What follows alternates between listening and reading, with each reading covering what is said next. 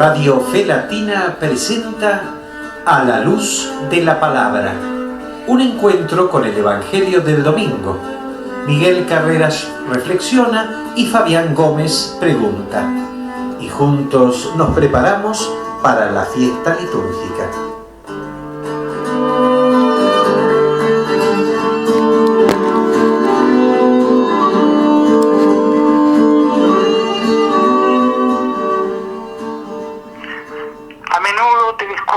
Queriendo recibir a tu amado Dios, cobrando una apariencia de belleza, cohibiendo todo lo sucio y lo malo, limpiando solo una pequeña parte del camino que parezca adecuada. Pero esa es una reacción temerosa, forzada y artificial. Tal reacción te agota y hace de tu oración un tormento. Cada vez que te animas a soltar y entregar uno de esos numerosos temores, tu mano se abre un poco y tus palmas se despliegan en un gesto de recepción. Por supuesto que tienes que ser paciente, muy paciente, hasta que tus manos se abran por completo. Es un largo viaje espiritual de fe, pues detrás de cada puño se esconde otro. Y a veces el proceso parece no tener fin. Han sucedido muchas cosas en tu vida para dar origen a todos esos puños. Y en cualquier momento del día o de la noche, puedes encontrarte apretando fuertemente los puños por temor.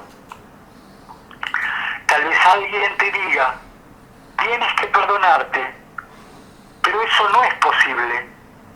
Lo que sí es posible es abrir las manos sin temor, para que aquel que te ama pueda borrar tus pecados. Entonces, las monedas que creías indispensables para tu vida demuestran ser poco más que un polvo liviano que una suave brisa barrerá, dejando atrás nada más que una sonrisa o una risita ahogada. Entonces, sientes un poco de nueva libertad y rezar se transforma en un placer, una reacción espontánea frente al mundo y a la gente que te rodea. Entonces rezar se vuelve una actividad que no requiere esfuerzos, inspirada y vital, o pacífica y tranquila. Cuando reconoces los momentos festivos y tranquilos como momentos de oraciones, entonces, en forma gradual, te das cuenta de que rezar es vivir.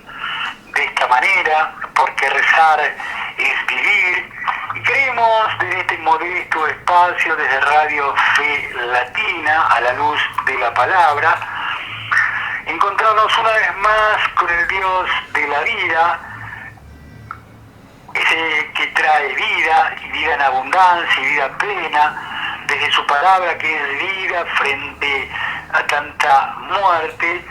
De este modo, buscando encontrarnos y recrear la vida, es un gusto, una vez más, a partir de este momento, y desde Radio Fe Latina, encontrarnos a la luz de la palabra, reunidos, ustedes, hermanos y hermanas, amigos y amigas oyentes de esta prestigiosa Radio Fe Latina, oyentes hermanados por internet, oyentes de todas partes del planeta, de todas partes del mundo, hermanos de Latinoamérica, que encuentran en este espacio la posibilidad de hacer un alto en las actividades de todos los días y enfocarnos en aquello que al menos desde el punto de vista creyente es lo importante, la palabra de Dios. Justamente en este mes que estamos cerrando, mes de septiembre dedicado a la Biblia, justamente en estos días que aquellos que nos precedieron en el camino de la santidad estuvieron bien presentes a lo largo de esta semana.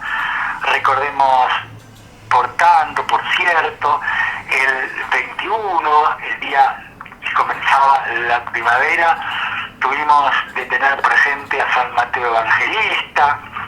el jueves 23 a San Pío de Pietrelcina.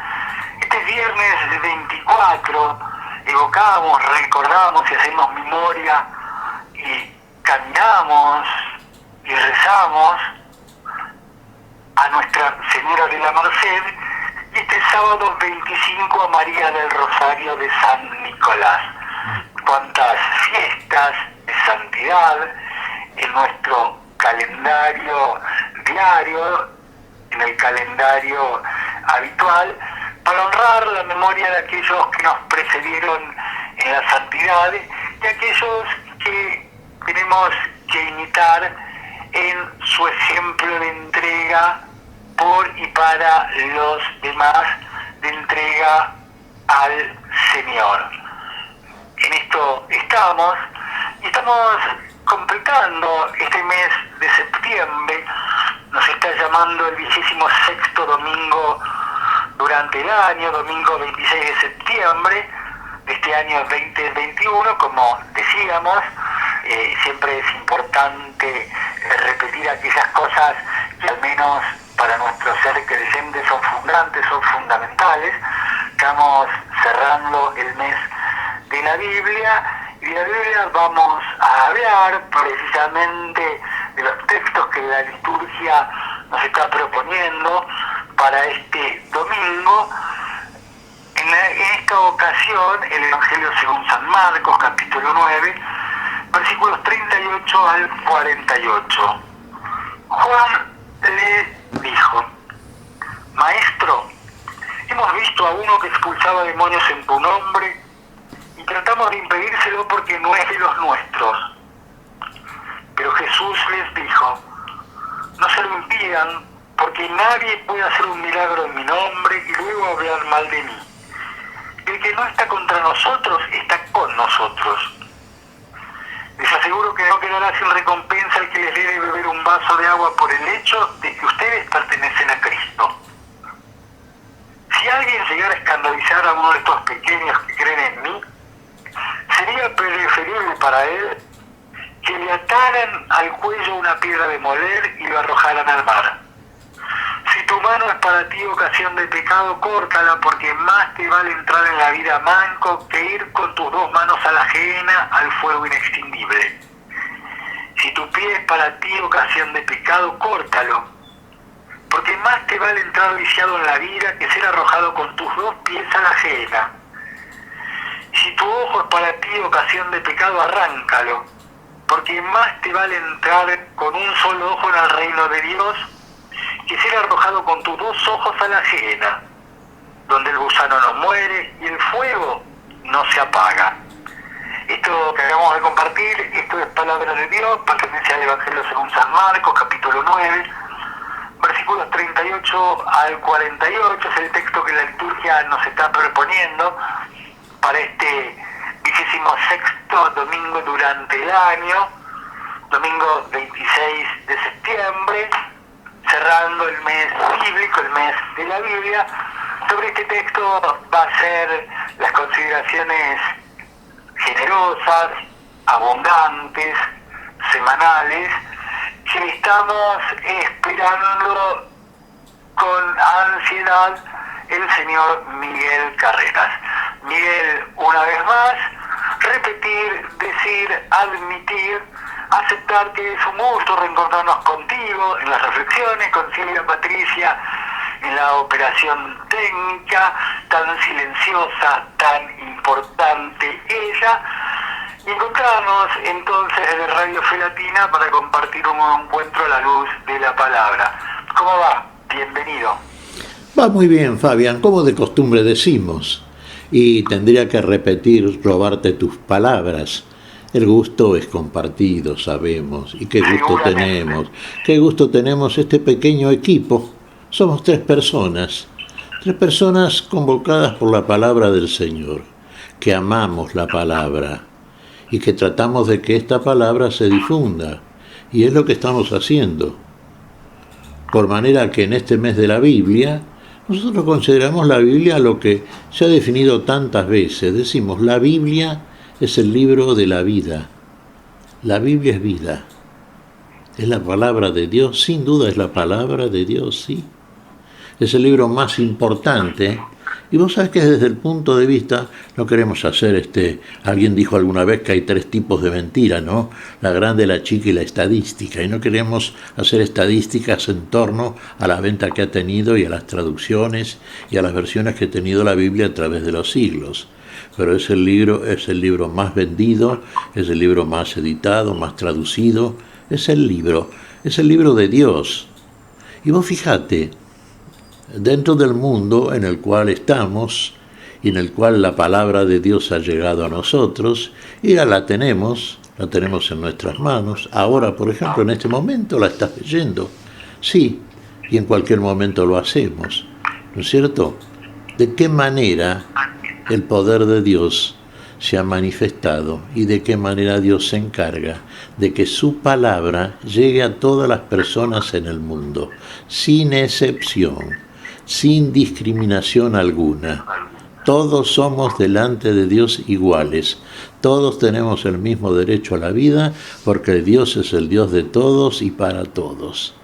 Dios nos dio la vida a todos y por eso todos decimos en la oración que tenemos central modelo, Padre nuestro. Es nuestro. No decimos Padre mío. Bien, nosotros por ejemplo cuando rezamos el credo, ¿qué decimos?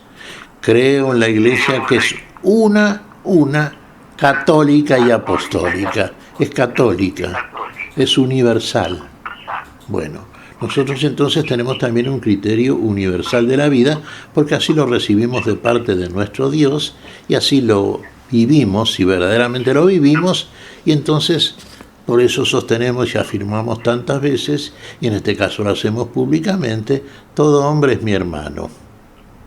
Si Dios es Padre de todos, bueno, todos somos hijos de Dios, sí, todavía no se ha manifestado plenamente lo que hemos de ser, pero así nos ha adoptado Dios, en función de la bondad infinita con que nos ama, en Cristo Jesús, en el cual su Hijo amado, Cristo Jesús, nos considera a todos sus hijos con el mismo derecho, a los cuales nos escucha por igual y a los cuales nos concede por igual todo aquello que sabes que necesitamos. Lo que necesitamos es la vida, y la vida es una y misma para todos. No es que Dios le dé más vida a unos que a otros. No es que Dios considere a unos más importante que a los otros. A todos nos considera con la misma importancia y con el mismo amor con que un padre ama a todos sus hijos. ¿Somos pueblo de Dios? Sí, es un pueblo configurado por todos los pueblos, surgido de la división que han hecho los hombres a partir de la Babel mental en que se ha desarrollado lo que llamamos el mundo. Bueno, en ese sentido, fíjate, partimos nosotros de que no hacemos acepción de personas, no discriminamos a nadie. A todos nos acercamos de la misma manera en que Dios se acercó a todos en Cristo Jesús.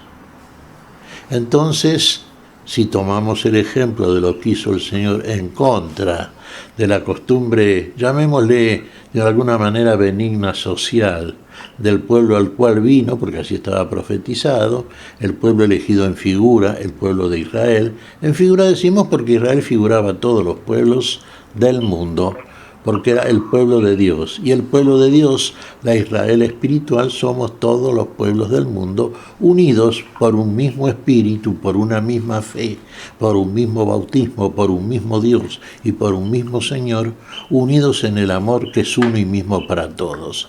Y así debemos ver al otro, y así debemos acercarnos al otro, y así debemos considerarlo y sobre todo actuar con nuestro prójimo, porque de esa manera damos testimonio de que verdaderamente hemos entendido el núcleo de la vida, que es el núcleo del amor, por el cual Dios nos ha hecho lo que ha hecho de nosotros.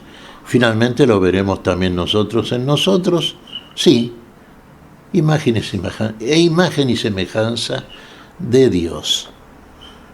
Vos sabés, Fabián, que mientras estaba diciendo esto pensaba en varios ejemplos, hay muchos.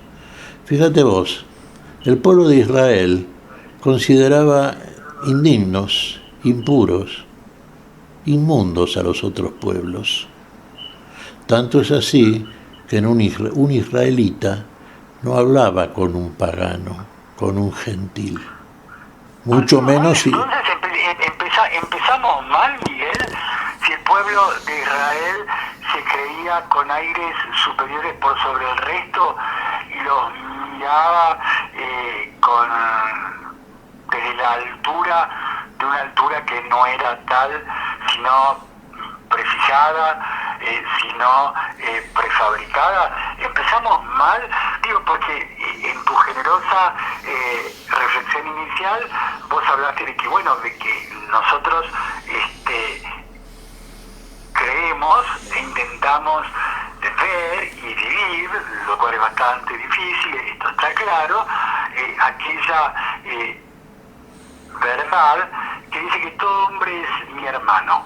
Pero si los israelitas tomaban como hermanos de pronto a sus padres, a los otros israelitas, y excluían al resto, ¿empezamos mal, Miguel?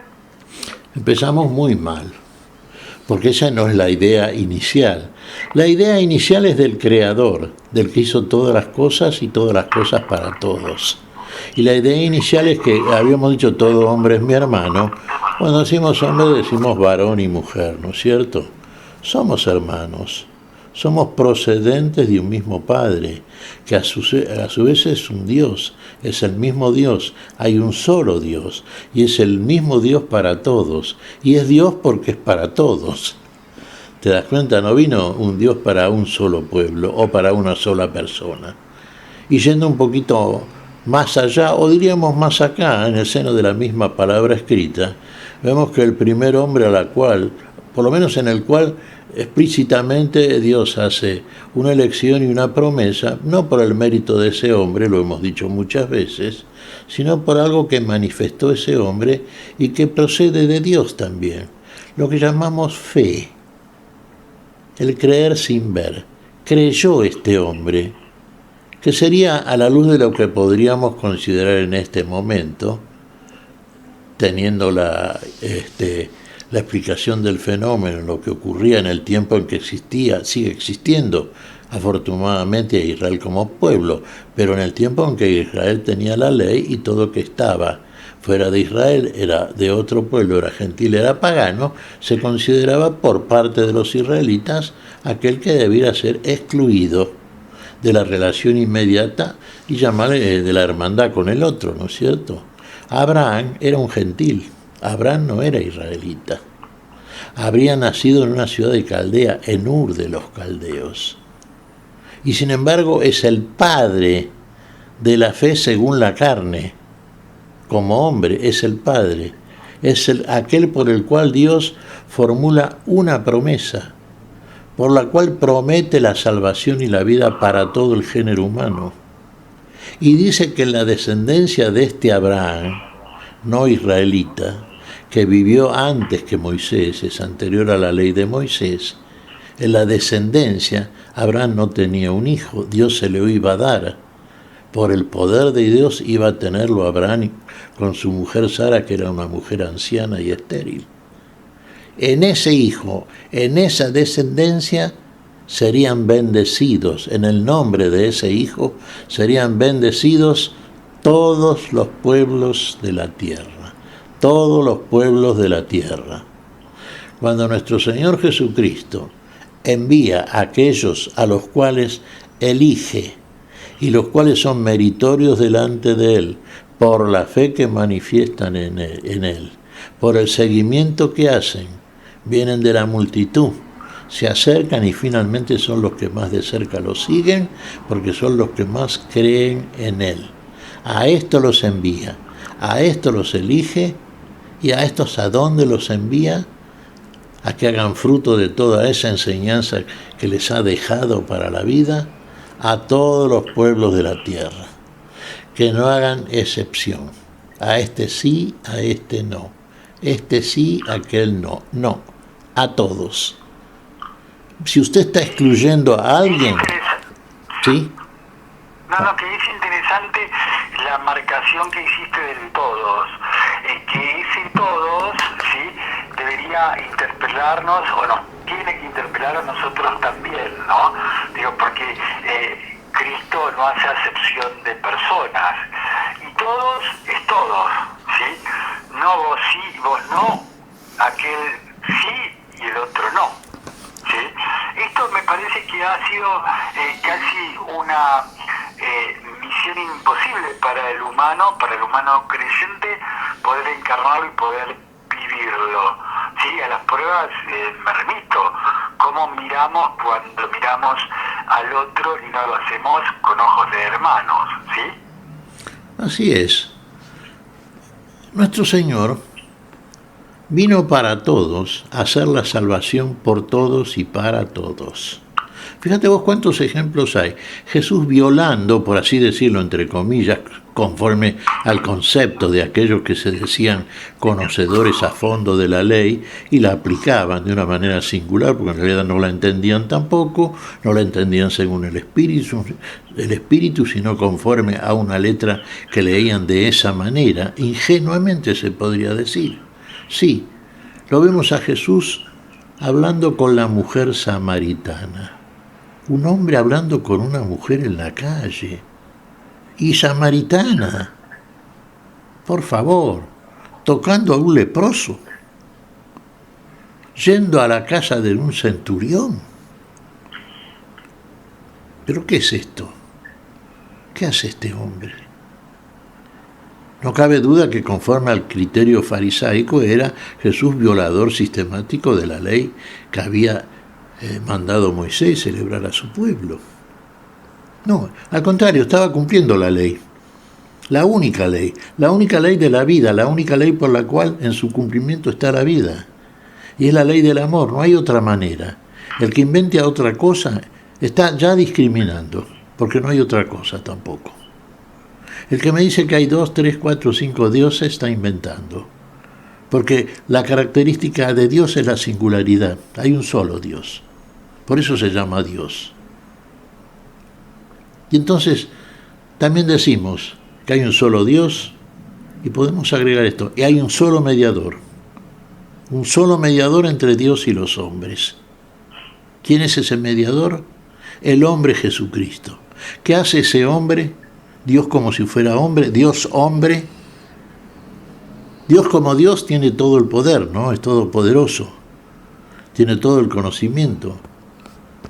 Es la totalidad Dios, es la vida, es principio de la vida y consumación de la misma. Pero hay algo que Dios se podría decir, así de manera transitoria, todavía no sabe. Y tiene que experimentarlo. Tiene que ser hombre. Pues fíjate, nosotros muchas veces hemos dicho, ¿no? Leemos la palabra de Dios. ¿Cuántos años hace que la venimos leyendo en estos espacios, Fabián? Muchos años. Bueno, entonces podemos decir, y conocemos la palabra. Sí, si leemos la Biblia todos los días. Conocemos. Podemos dar explicaciones, hacer, sí, una consideración acerca de los textos, etc. Entonces, conocemos la palabra, conocemos al Dios que nos envía. Pero ¿lo conocemos realmente? ¿Por conocer la letra de la palabra escrita del Señor? Y yo diría que todavía no. Porque si nosotros no la encarnamos, no la vivimos, todavía no la conocemos.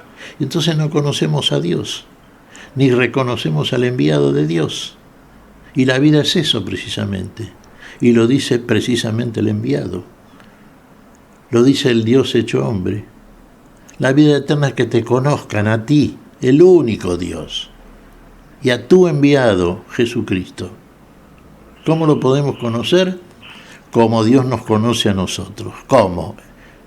El que es la palabra desde el principio, por el cual existen todas las cosas, encarnando esa palabra en nosotros.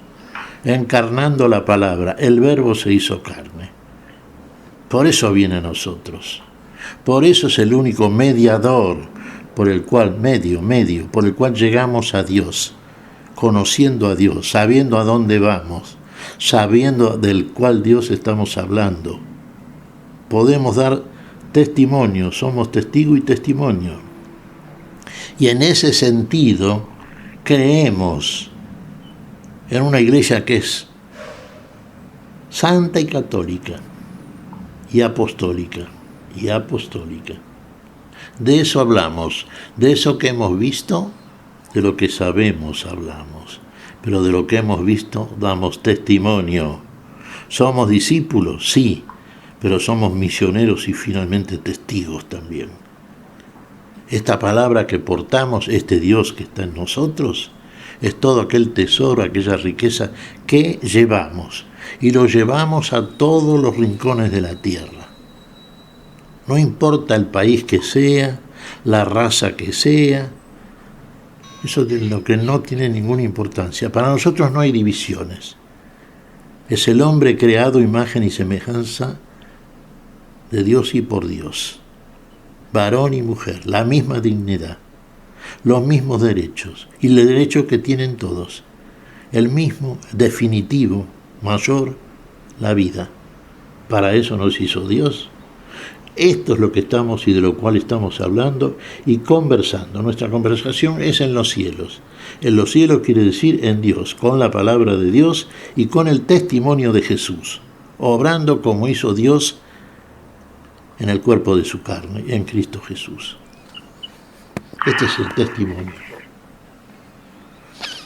Bien, creo que ha sido lo suficientemente elocuente, pero antes de irnos a la pausa musical, y cerrando este mes dedicado a la Biblia, ¿sí? Me gustaría puntualmente por ahí, ¿qué es lo más importante de la Biblia?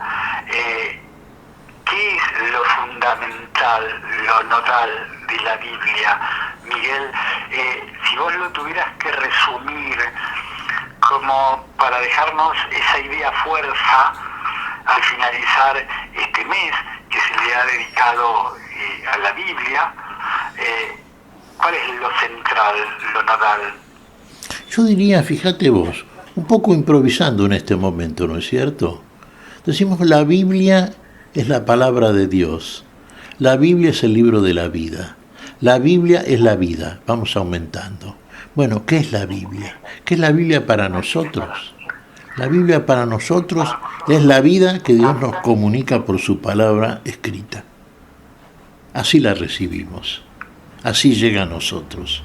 Así viene a nosotros el Dios de la vida, el que nos comunica la vida y el que nos ha hecho para la vida. Y ahí la tenemos. Muy bien. Tenemos en nuestras manos la Biblia, vayamos a ella, que encontraremos toda la respuesta y seguramente será el motor que impulse nuestras fuerzas cuando las fuerzas flaquean, cuando ya no vemos ningún horizonte posible, cuando el agotamiento parece doblarnos las rodillas. Es la palabra del Señor que es luz frente a tanta oscuridad, es la palabra del Señor que es vida frente a tanta muerte. Seguramente hallaremos la respuesta. Usted ha escuchado, hermano, hermana, amigo y amiga oyente de Radio Felatina, al señor Miguel Carreras, en este primer segmento de nuestro encuentro de hoy, a la luz de la palabra. Llega el momento de presentar a Silvia Patricia en la operación técnica, lo importante que es ella, y este tema de Joaquín Madurga, donde hay caridad. Señor.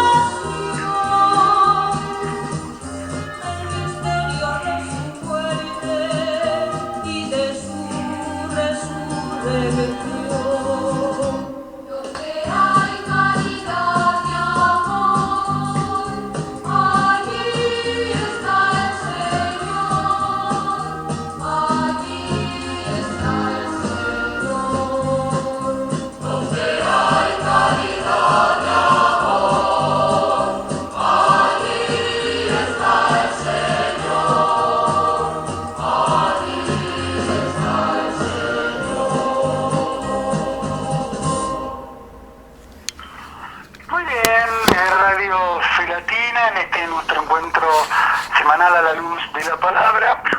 Joaquín Marurga trajo la música para iluminar esto que estamos compartiendo, conversando con el señor Miguel Carreras, con Silvia Patricia en la puesta en el aire, este tema donde hay caridad. Compartiendo entonces el texto que la liturgia nos está proponiendo para este 26º domingo durante el año, 26 de septiembre de este año 2021, el Evangelio según San Marcos, capítulo 9, versículos 38 al 48. Juan le dijo: Maestro, hemos visto a uno que expulsaba demonios en tu nombre y tratamos de impedírselo porque no es de los nuestros. Pero Jesús les dijo: no se lo impidan, porque nadie puede hacer un milagro en mi nombre y luego hablar mal de mí. El que no está contra nosotros está con nosotros. Les aseguro que no quedará sin recompensa el que les debe beber un vaso de agua por el hecho de que ustedes pertenecen a Cristo.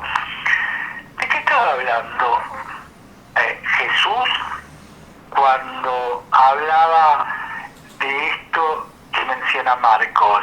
Y él, ¿de qué estaba hablando? ¿De qué nos estaba hablando? Claro, fíjate vos, toma un poquito la palabra de Juan. Mira cómo comienza a decir Juan. Hemos visto a uno. Antes Sí. de que desarrolles vos, Sí, ¿no? sí. Yo no pude vencer la tentación. No, adelante, Y adelante. justo estábamos hablando en el primer segmento, Miguel, Sí. del todos, ¿no? ¿Sí? Sin acepción de personas. Sí. Y Juan ya de alguna manera lo pone de manifiesto esto, poniendo bajo sospechas a aquellos que expulsaban demonios sin estar justamente con ellos, ¿no? Digamos, cuántas dificultades ha tenido la humanidad y tiene la humanidad para estas dos verdades desde la fe, que Cristo no hace acepción de personas, que convoca a todos, ¿sí? Y vos sabés que esto procede del ego. Tantas veces lo hemos dicho, ¿no es cierto? Ese Ayer y mañana. sí, ese ensimismamiento. Yo, nosotros. Pero nosotros es un plural aquí no puesto en términos, digamos, solidarios, sino en términos de una especie de ego social.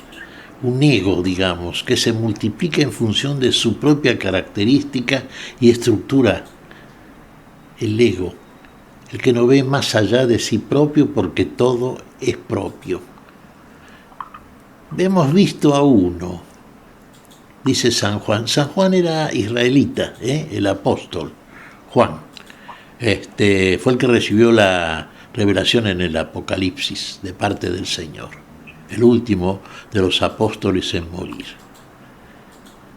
Bueno, que no es de los nuestros, no andaba con ellos, ni era reconocido por ellos, ni conocido siquiera. Y sin embargo, ¿qué estaba haciendo este hombre? Estaba profetizando en el nombre de Jesús. Y estaba expulsando demonios, haciendo algo en el nombre de Jesús. Pero si no era de los nuestros. ¿Quiere que lo echemos, Señor? ¿Por qué lo va a echar? A ver. Porque no es de los nuestros. Fíjate, si partimos de aquella definición que intentamos, que por otra parte explícitamente está puesta por parte de la palabra del Señor y muchas veces explicada por el Señor, Padre nuestro, Dios es Dios de todos, también de aquel que supuestamente, como decía Juan, no era de los nuestros. Entonces no podía decir Padre nuestro, no podía considerar a Dios igual que Juan, su Dios, obrar como Dios le mandaba. Y Dios parece que nos manda a todos, y tiene que ver con este hermoso cántico que acabamos de escuchar, Fabián. Donde hay caridad y amor está el Señor, ¿no es cierto? Y donde va alguien con la palabra de Dios, porque es finalmente un verdadero misionero y un testigo finalmente, ¿no es cierto?, de Dios, lleva y es portador de un Dios. Y en el lugar donde lo reciben a Dios. Y está Dios ahí. En el curso de esta semana habíamos visto un evangelio cuando envía a los 12. Creo que fue ayer, precisamente, o anteayer, Fabián. Sí, donde Jesús elige a 12 y los envía, ¿no es cierto?, a proclamar estas cosas, a sanar enfermos, a expulsar demonios, a proclamar la palabra. ¿Qué dice el Señor y qué les manda hacer? En la casa donde los reciban, ahí quédense. Donde los reciban, reciben a Dios. El que recibe al testigo de Dios, recibe a Dios. Y Dios está en esa casa.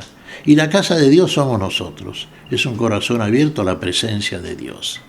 Y todo aquel que recibe la palabra de Dios, de la manera en que Dios la hace llegar a nosotros, el tal pasa a ser testigo de aquellas cosas que recibe, que vive verdaderamente.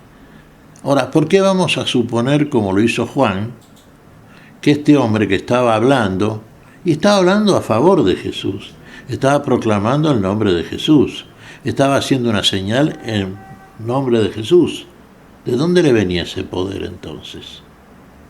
Estaba con los apóstoles. Todavía no eran apóstoles, ¿no? En ese caso Juan todavía pasaba a ser, sí, todavía un seguidor inmediato, sí, un verdadero discípulo de Jesús.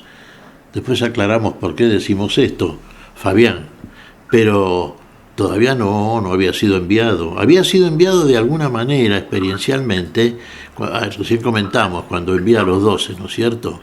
Pero en tal carácter ya definitivo como apóstol del Señor, esto ocurre a partir del día de Pentecostés. Todavía eso no había muerto ni resucitado. Bien, pero aquí Juan quiere echarlo a este hombre.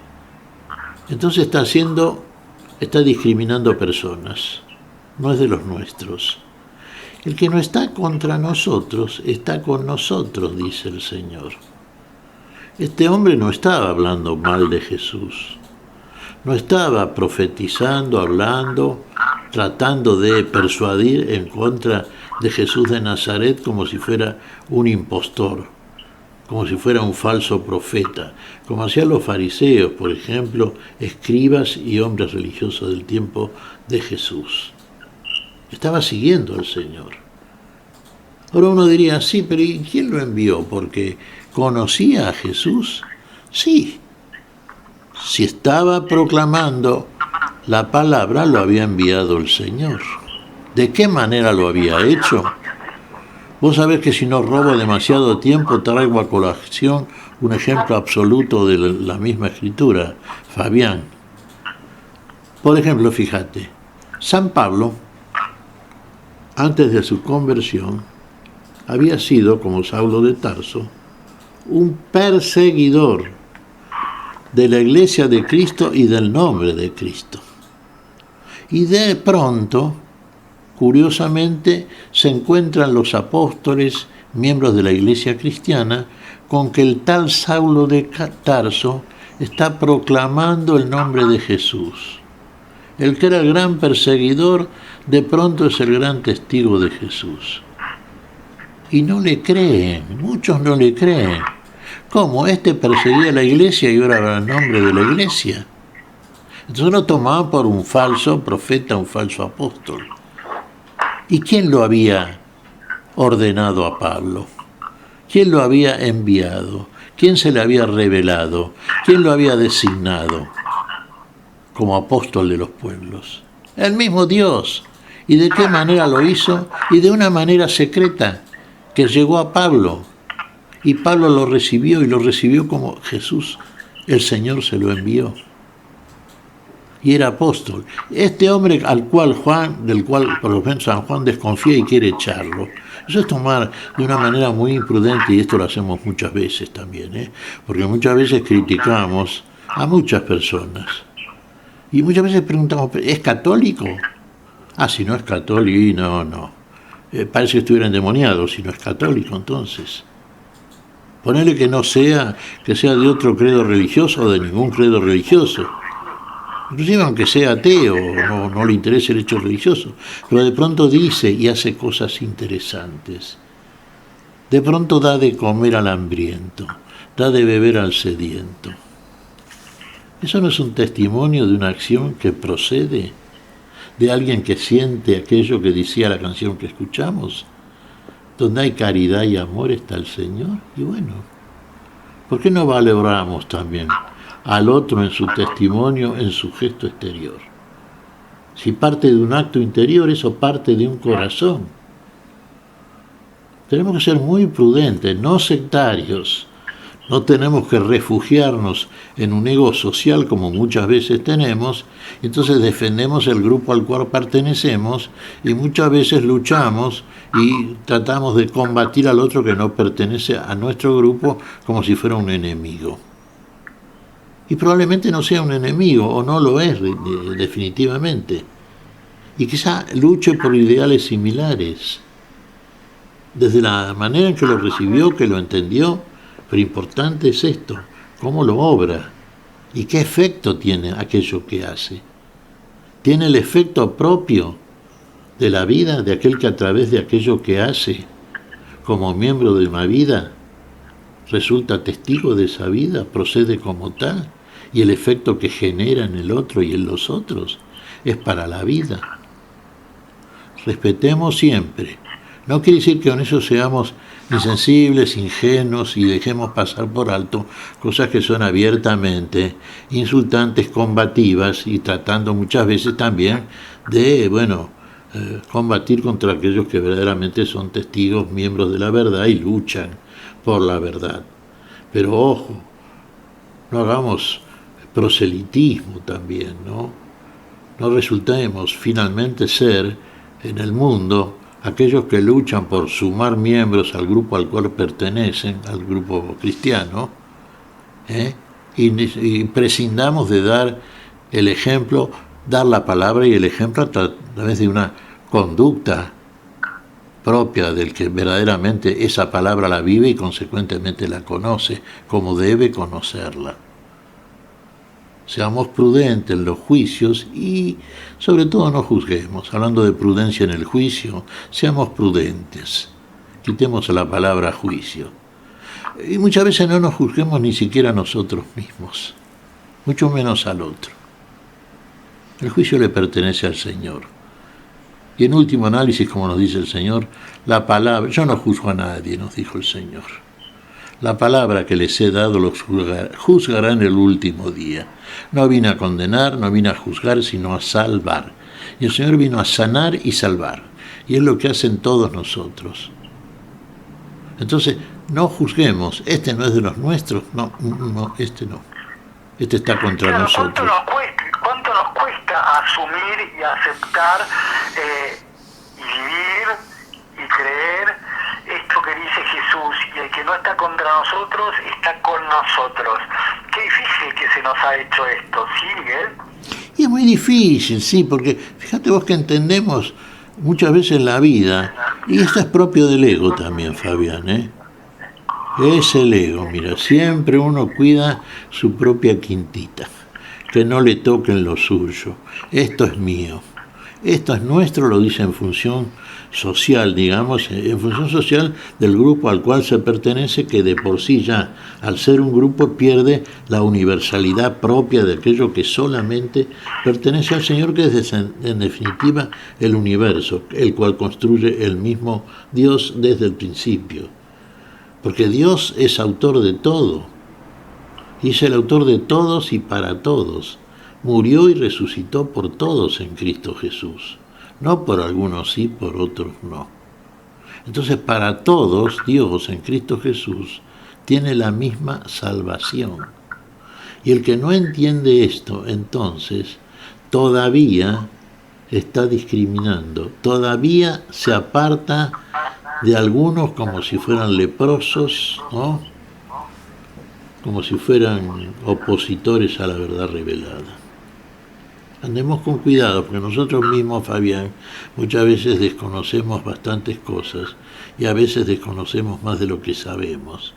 Y solamente crecemos y nos acercamos verdaderamente al Señor hasta finalmente ser dignos de estar en su presencia en el momento de la manifestación de su gloria, si realmente perseveramos en un camino que nos va acercando progresivamente. Tardamos tiempo, no sabemos cuánto, pero el tema es seguir firmes en el camino. Y seguir firmes en el camino quiere decir también siempre apelar al Señor y prescindir de todo aquello que sea criterios personales, criterios propios, que muchas veces nos hacen dar el paso atrás, volver a mirar a las cosas de atrás y hacer un poco como hacía la mujer de Lot, ¿no? No había que volver la mirada hacia atrás, siempre arriba y adelante, como decimos, ¿no? Siempre hacia adelante, siguiendo al Señor, hacia arriba, ascensivo el camino, hacia la gloria. Esta es la conducta cristiana verdaderamente, la Iglesia universal, católica. Bien, da la sensación como que este texto, bueno, tiene dos partes, tiene dos títulos, esto que está proponiendo la liturgia para este 16º domingo durante el año. Lo que venías meditando vos recién, la intolerancia de los apóstoles, ¿sí? Pero a este párrafo lo continúa uno que tiene un título muy llamativo, la gravedad del escándalo. Y lo primero que tengo para compartir contigo, Miguel, es que si uno lee, como vos haces referencia semana tras semana, literalmente, sin ver el sentido, menos aún el espíritu, o leerlo con ojos espirituales, lo que sigue este texto de Marcos da miedo, ¿sí? Porque realmente terminaríamos en la vida mancos, ciegos, sin poder caminar, sin poder hablar, estaríamos como muertos en vida si lo leyéramos literalmente hablando, sin encontrarle esa mirada espiritual, ¿sí? Y encontrarle el sentido. ¿Cómo tenemos que reflexionar y leer esta parte? Si alguien llegara a escandalizar a uno de estos pequeños que creen en mí, sería preferible para él que le ataran al cuello una piedra de moler y lo arrojaran al mar. Si tu mano es para ti ocasión de pecado, córtala, porque más te vale entrar en la vida manco que ir con tus dos manos a la ajena. El fuego inextinguible. Si tu pie es para ti ocasión de pecado, córtalo, porque más te vale entrar lisiado en la vida que ser arrojado con tus dos pies a la ajena. Y si tu ojo es para ti ocasión de pecado, arráncalo, porque más te vale entrar con un solo ojo en el reino de Dios que ser arrojado con tus dos ojos a la ajena, donde el gusano no muere y el fuego no se apaga. Señor Miguel Carreras, tengo miedo. ¿Cómo vemos esto? ¿Cómo encarnamos esto? ¿Cómo le ponemos la puesta en valor que este texto tiene y que no aterrorice ni atemorice, Miguel? Claro, primero quitemos el miedo, ¿no es cierto? Donde hay amor no hay temor. De ahí que el que teme todavía no ha sido hecho perfecto en el amor. Eso nos pasa a todos. Hay cosas a las cuales tenemos miedo. Por ejemplo, este texto. Sí, en cierto modo, sí, nos asusta, ¿no es cierto? ¿Cómo voy a quitar un ojo, una mano, un pie, etcétera? Claro, lo que nos está diciendo el Señor, habría que leerlo en su conjunto. Si tu ojo te hace pecar, entonces quítalo. Si te hace pecar, el Señor condena el pecado, no al pecador. El ojo no es el que peca, te hace pecar. Entonces quitar el ojo, quitar el pecado que por el ojo se produce. Quitar el pecado que por el pie, la mano o lo que sea se produce. Porque en definitiva lo que nos está diciendo el Señor, que más vale entrar en la vida eterna, en la plenitud de la vida en nosotros, en ese camino que vamos desarrollando hasta llegar, como comentábamos recién, a la plenitud también y manifestación de la gloria de nuestro Señor. Entonces el Señor no es que nos quiera anatómicamente con un pie menos, un ojo menos, o cada vez que cometemos alguna falta, entonces vamos quitando parcialmente, vamos quitando partes de nuestro cuerpo anatómico, de nuestro cuerpo físico, y tomando esto literalmente. Quitemos, sí, aquello que nos hizo pecar. ¿En dónde estuvo la causa? Y estuvo a lo mejor en una mirada mal dirigida, como nos dice el Señor en el Sermón del Monte, que tampoco debe ser literal. Si tú miras a una mujer con afán de codiciarla, ya has pecado con ella en tu corazón. Sí, cuando uno mira, digamos, con el ojo pecador, bueno, lo que hay que hacer es otra cosa, no quitar el ojo físico, sino quitar el ojo espiritual, aquel que no mira en conformidad con la costumbre del amor, sino que mira en conformidad con la pasión desenfrenada que tenemos muchas veces.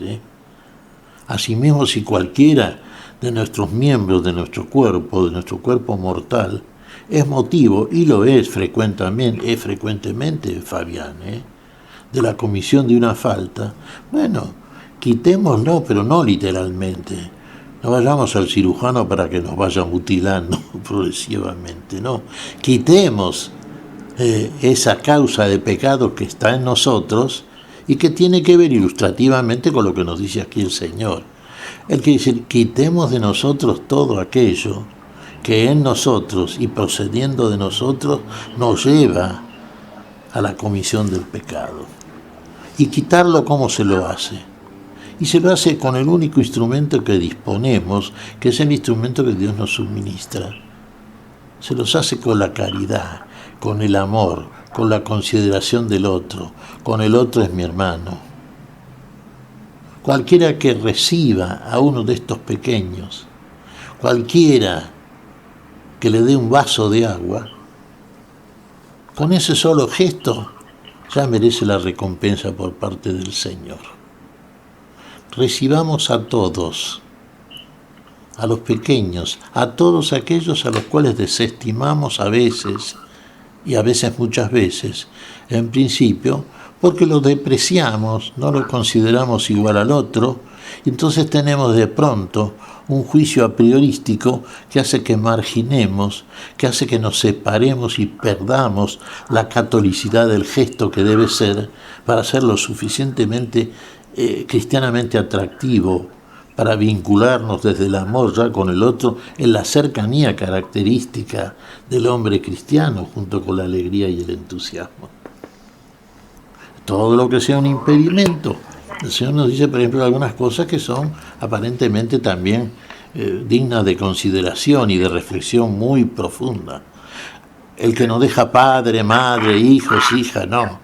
Por ser mi discípulo, no quiere decir que uno tenga que dejar de esa manera y una manera humanamente entendible solamente y de una manera muy crasa, tenga que dejar a toda la familia, no.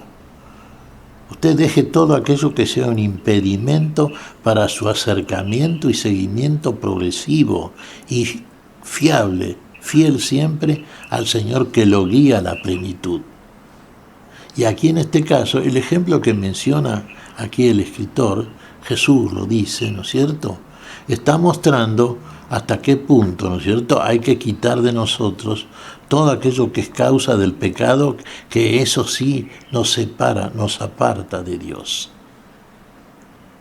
Todo lo que nos acerca a Dios es el seguimiento del Señor, y el seguimiento del Señor quiere decir vivir en el amor. Donde hay caridad y amor, ahí está el Señor. Ahí tenemos que quedarnos. Y ahí el Señor nos ve.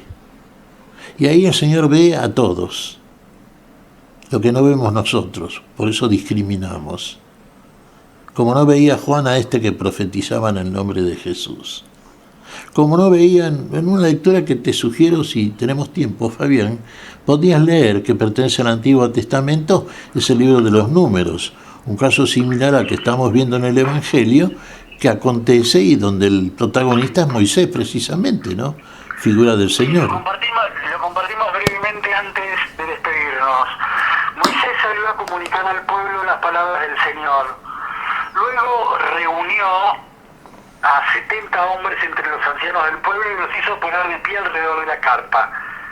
Entonces el Señor descendió en la nube y le habló a Moisés. Después tomó algo del espíritu que estaba sobre él y lo infundió a los 70 ancianos. Y apenas el espíritu se posó sobre ellos, comenzaron a hablar en éxtasis, pero después no volvieron a hacerlo. 2 hombres, uno llamado Eldad y el otro Medad, se habían quedado en el campamento y como figuraban entre los inscriptos, el espíritu se posó sobre ellos, a pesar de que no habían ido a la carpa, y también ellos se pusieron a hablar en éxtasis. Un muchacho vino corriendo y comunicó la noticia a Moisés con estas palabras: Eldad y Medad están profetizando en el campamento.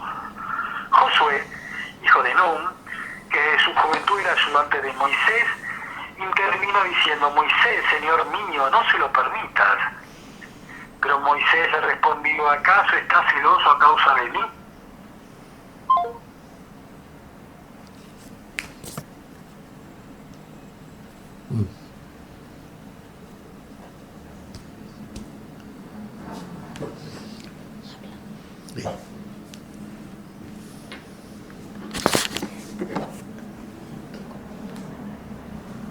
Seguí, Fabián.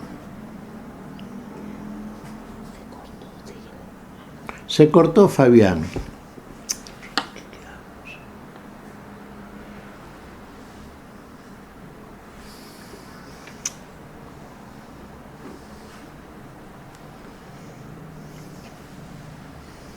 Bueno, tuvimos una pequeña interrupción en la transmisión, hermanos, pero sí, este pasaje del libro de los Números pertenece al Antiguo Testamento y tiene mucho que ver.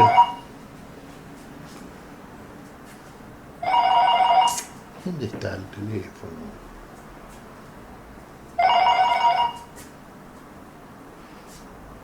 Bueno. El teléfono al que está llamando se encuentra ocupado. Por favor, vuelve a llamarlo en otro momento. Bueno, vamos a ver si podemos retomar, hermanos. Era interesante la lectura que desarrollaba Fabián. Con esta lectura vemos la coherencia, la consecuencia interna de la Escritura y vemos el ejemplo ilustrativo que nos suministra el Antiguo Testamento en función del Evangelio que estamos leyendo, ¿no es cierto? 2 hombres, uno llamado Eldad y el otro Medad, se habían quedado en el campamento y como figuraban entre los inscriptos, el espíritu se posó sobre ellos a pesar de que no habían ido a la carpa. Y también ellos se pusieron a hablar en éxtasis. Un muchacho vino corriendo y comunicó la noticia a Moisés con estas palabras: Eldad y Medad están profetizando en el campamento. Josué, hijo de Nun, que desde su juventud era ayudante de Moisés, intervino diciendo: Moisés, Señor mío, no se lo permitas. Pero Moisés le respondió: ¿acaso estás celoso a causa de mí? Ojalá todos fueran profetas en el pueblo del Señor, porque Él les infunde su espíritu. Esto es cerquísima, casi rodeando la despedida. Esto es palabra de Dios, Miguel. Te alabamos, Señor. Bueno, sí, a pesar de la interrupción que tuvimos, lamentablemente, completamos el texto. Sí, fíjate vos, qué lindo, qué consecuencia interna es la palabra de Dios, ¿no es cierto? Qué correspondencia, qué correlato escriturario verdaderamente espiritual inspirado. Sí, ¿qué decía aquí Josué? Que en este caso era un joven ayudante de Moisés. Quería echar también, pero estaban profetizando. Tenían el espíritu de la manera que Dios se los había enviado. Y tenían entonces el derecho a profetizar en el nombre del Señor porque estaban con el Señor y la palabra era del Señor y la orden era del Señor. Y el cual Juan también quería quitar del grupo, sí, estaba profetizando porque tenía el espíritu y consecuentemente el mandato y el poder de Dios. Tengamos esto en cuenta, tengamos tantas cosas en cuenta como debemos tener, Fabián, para darnos cuenta la unidad siempre. La unidad en el amor es la unidad que permanece y pertenece a Dios y al pueblo, verdaderamente pueblo de Dios, el universal pueblo. La iglesia que verdaderamente es santa, católica y finalmente apostólica. Fabián, adelante. Muy bien, Miguel. Muy bien. Ha sido un gusto encontrarnos contigo, con Silvia Patricia, con los hermanos y hermanas oyentes de este espacio, a la luz de la palabra desde Radio Felatina. El Señor te bendiga, les bendiga. nos acompañe a lo largo de esta semana, y si son gustosos, dentro de 7 días nos reencontraremos aquí en Radio Fe Latina para volver a compartir un nuevo encuentro a la luz de la palabra. Miguel, hasta entonces, si Dios quiere, gracias. Hasta entonces, Fabián, gracias a vos. Y bueno, y Dios mediante, si nos encontraremos. Un saludo a ti, a tu grupo, a toda tu audiencia y a toda la gente que está presente en esta emisión de Radio Fe Latina.